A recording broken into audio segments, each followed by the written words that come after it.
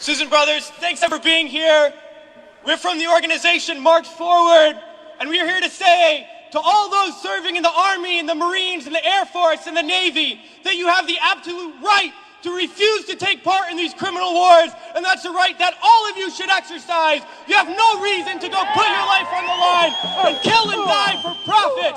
We've been to Iraq, we've been to Afghanistan, and we know what these wars are really about. And we joined the military for many reasons. Because we need a college education, because we need a job, because we need health care. And then we joined the military, and they tell us that our enemies are poor people in caves in Afghanistan, or poor people in the deserts of Iraq. But we've been to those countries, and we know that our enemies are not other poor people abroad. Our enemies are the people that laid us off from our jobs, that denied us health care, that make it impossible to get an education. Our enemies are not in the poorest countries on the planet, but right here in the richest one. Now these wars, the occupations of Iraq and Afghanistan alone, are costing over $700 million every single day. This is a crime.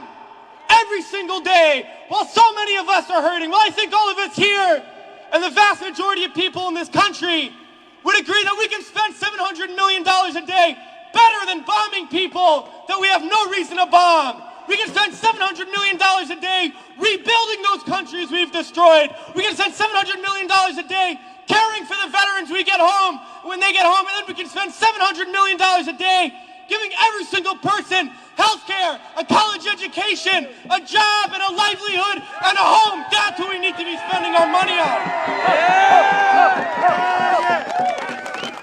But this government is not going to do that. They're not going to use the money in that way. They're not going to end the wars. And they're not going to do it because it's not our government. It's their government. It's a government of the rich. It's a government of Wall Street, of the oil giants, of the defense contractors. It's their government, and the only language that they understand is shutting down business as usual. And that's what we're doing here today, and we're going to continue to do until these wars are over.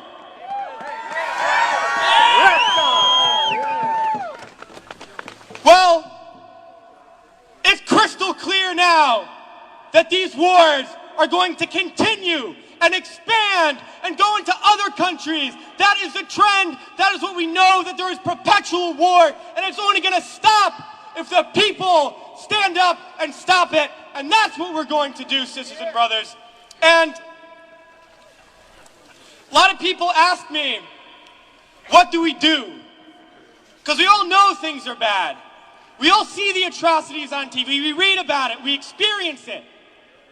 People always ask, what do I do? Because we always want to know what to do. Do we vote? Do we support a politician? Do we join an organization? What do we do? Well, I'll tell you what we do. It's simple. We fight.